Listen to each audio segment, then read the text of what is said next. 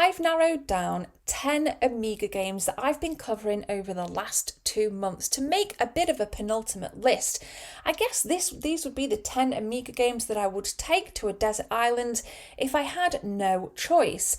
I really hope you enjoy this episode, guys, and let me know what you think. You must watch it till the end. I do my best to voice over all of the gameplay because I have a lot to say about these 10 gorgeous games, all with different genres. Let's dive into it.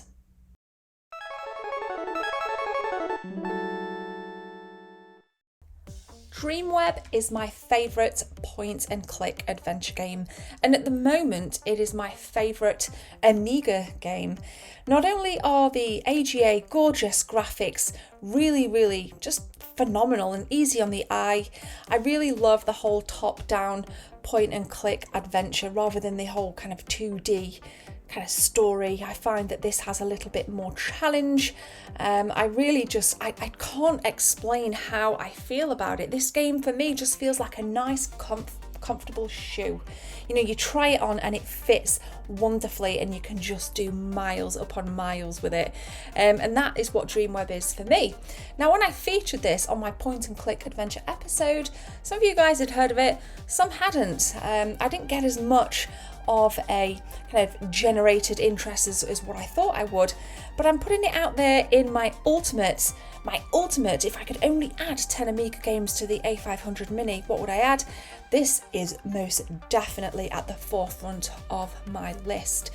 So if you've not seen that episode, the point and click adventure episode, and maybe this is a new one on you, checking out Dreamweb, let me know what you think from this very short snippet of gameplay. Pac Mania takes everything that is awesome about Pac-Man and adds a bit of a 3D isometric twist. Now for me, this involves very minimal thinking, so it's a great game to hop on and play when you don't want to think, or you've maybe had a stressful day and you literally don't have the energy or brain power to think. Again, very minimal thinking involved, and it's just a ton of fun. It can get quite difficult, it can get quite tricky. For me, I try to avoid as many ghosts as possible because I always find that they get back to the centre far quickly than had you have just left them. I only take out the ghosts if I have no other option, basically. Again, I played this a lot back in the day, so for me, I'm very nostalgic about it, and I couldn't imagine my top 10 Amiga list without a little bit of Pac Mania. Now, compared to the original 2D Pac-Man, which again is a classic life-changing, industry-changing video game, it's just got that extra flair, hasn't it? I mean, or at least it has for me. I'm a bit of a sucker for adding little twists to things, and I think this just adds the right amount of twist in the right places. Not only that, I think it's incredibly user-friendly. So if you've got kids or maybe some nephews or nieces and you perhaps don't want to teach them how to play an Amiga with a mouse and keyboard, you can just dive into a little bit of Pac-Man. It's relatively easy to pick up and fun. And what more can I say? If you don't like Pac-Man, sorry about this one. Is it me, or does this guy here look like Val Kilmer? Yeah, I can't take my eye off that fact, but that is not why I have included Police Quest 3, The Kindred. For me, again, this has a little bit more flair in terms of its point and click traits. I guess I'm a sucker for isometric video games. Maybe that's what it is, because as you can see, this is a nice isometric video game that may lack in its aesthetics, but if you want bolstered aesthetics and perhaps you don't want to play on the Amiga, this had some gorgeous graphics also on the PC.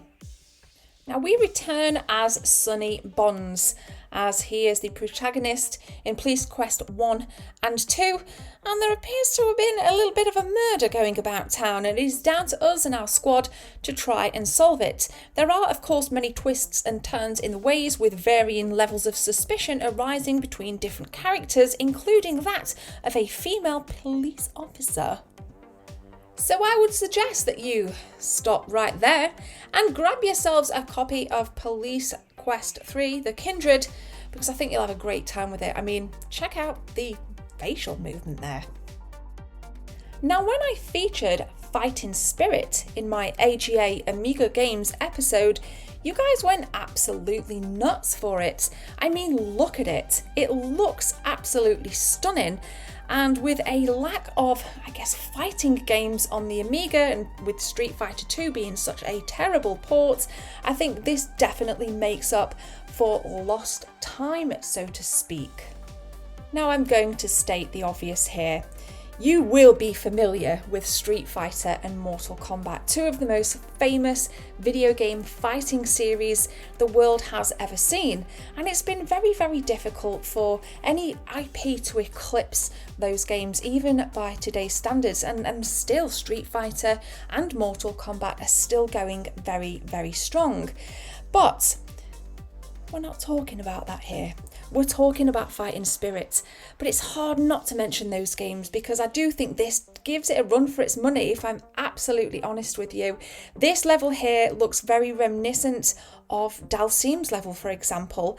There's lots of little miniature crossovers that just feel so heartwarming to play, and if you've not played Fighting Spirit, guys, what are you waiting for? Okay, I'm a sucker for a simulation game.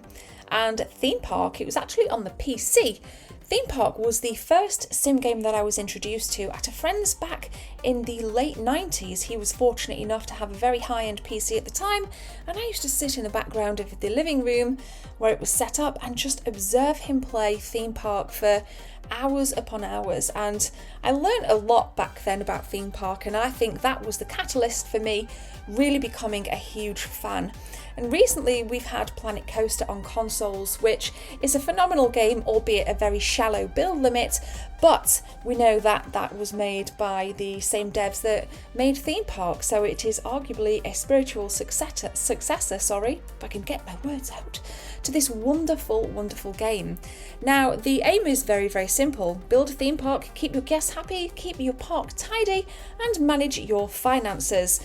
At the time, I tended to go into the magazine section of WH Smith and search for cheats to just basically unlock the rides and get infinite money. For me, I preferred a much more casual experience on Theme Park rather than have the burden of managing all of the crap that came with it. After all, I was very young and I knew nothing about money management. But this game, it's a great port on the Amiga. It looks fantastic, and for me, it's always ran really, really well. Get on it, guys. Theme Park is a classic. I chose to add Risky Woods on my list because I really like the gameplay elements. For example, when the game levels flip upside down, it adds such an extra challenge. I also enjoy the kind of ghosts and goblins-esque, constant flurry of enemies coming from both sides of the screen. Here we go, it's flipped upside down. It does take a lot of muscle memory to unlearn what you know and relearn when you're in the upside down. Stranger Things, great show, by the way, speaking of upside down. But this is again quite difficult in areas, but very, very fun. You have to rescue different monks on the levels in order to progress, so you really do need to kind of keep your eyes peeled whilst dodging enemies at the same time. So unlike something like, say, Pac Mania, where you can play on relative autopilot, this one does include a little bit more thinking, and every now and again I do like a game that challenges me. So it's here, it's staying, and I love it on the Amiga. Okay, Lotus Turbo Challenge, one of the defining racing games on the Amiga, the first racing game I ever played on an Amiga home computer, one of the main racing games that I sat and observed my friends play on an Amiga. And it's basic principles. Win the race before the time runs out. In fact, it lends very heavily from Outrun, which is another game that dominated and defined the 80s and 90s and is much loved by all of us here today. So it's hard for me personally to talk about an Amiga with a friend without mentioning a Lotus Turbo Challenge video game. This doesn't look that great, the textures do lack a little bit, but I don't care. Look at it. I enjoy it so much, it still adds a bit of a challenge for me today. In fact, when I was filming for this particular episode, which all of my Amiga episodes will be in the pinned comments and the description, I just couldn't get off it. I was sat filming for such a long time and I had a smile on my face the whole way through. So this is nostalgia in Gear 5, hammering it down the motorway. I'm a very happy girl. Lotus Turbo Challenge, guys. Got to get it on your A500 minis. There are 60 levels to dive into in Benefactor, and it's a nice blend of puzzle meets platforming. And for me, unlike the remainder of the games in this episode, this one adds a little bit of a Lemmings twist. Okay, so I say a Lemmings twist because we have to rescue each level's merryman. If you look closely on the screen there, you'll see a lemming-shaped being which is red. We have to get that merryman to the exit safely by unlocking switches, finding keys to unlock doors, whilst dodging enemies as well.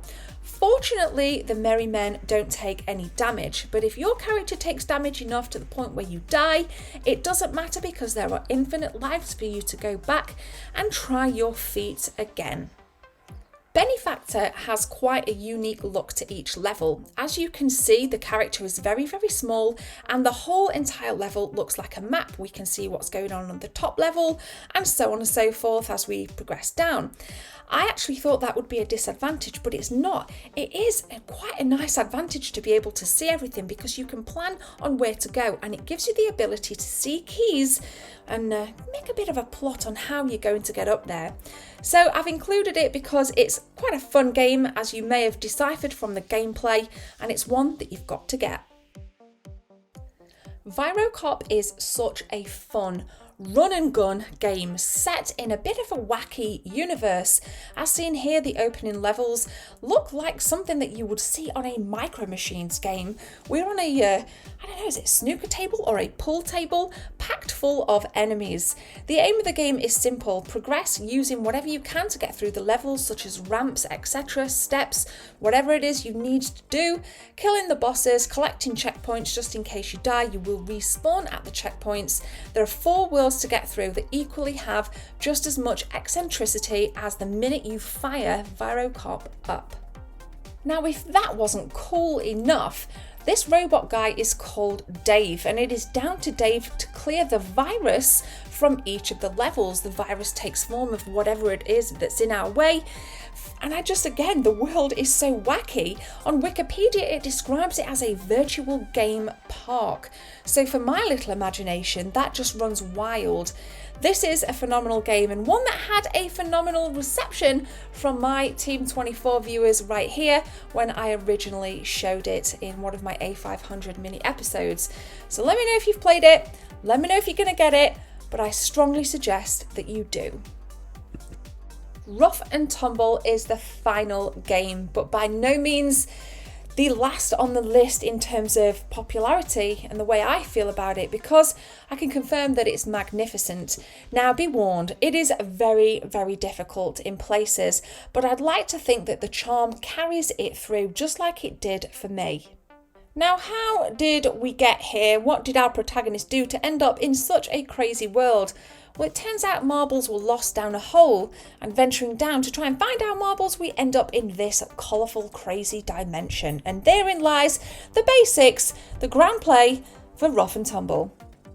Rough and Tumble provides fast and furious gameplay, and at times it can be quite difficult to see our lovely little protagonist on the screen, but just keep an eye out for his flappy hair and you won't have much of an issue. Obviously, the aim of the game is to get your marbles back by defeating the enemies, so you do need to be pretty fast because the enemies can come at you from different angles. Again, you've just seen one there, but this is, again, it's one of those Amiga games that had a really good reception in the magazines back in the day, and it's got a great fan base now. Check it out, guys. This is Rough and Tumble. We're now going to head back to the Lady Lounge. What else do I have to say about this list? So an awesome episode. If you could only add these 10 Amiga games to your A500 minis, that would be it. For me, my personal favourite is Dreamweb. If you've not seen the point and click adventure episode that I did, go and check that out if you do want more additional information on my current favourite game, Dreamweb. Thank you so much for watching, guys. Make sure you hit subscribe to this channel. I'm going to link every Amiga episode I have done. If you're interested in digesting more Amiga content from me, they will be linked in the pinned cards and in the description. Thank you, guys. I'm going to see you in the next one. My name is Gemma. Have a lovely day, and I'll see you soon. I need a few seconds of your time to tell you about channel memberships. If you guys want to become a channel member, click join from the main page or the second link in the description. There are 3 tiers, all with different perks for you if you want to become a team member. Thanks for your time. Let's continue with the video.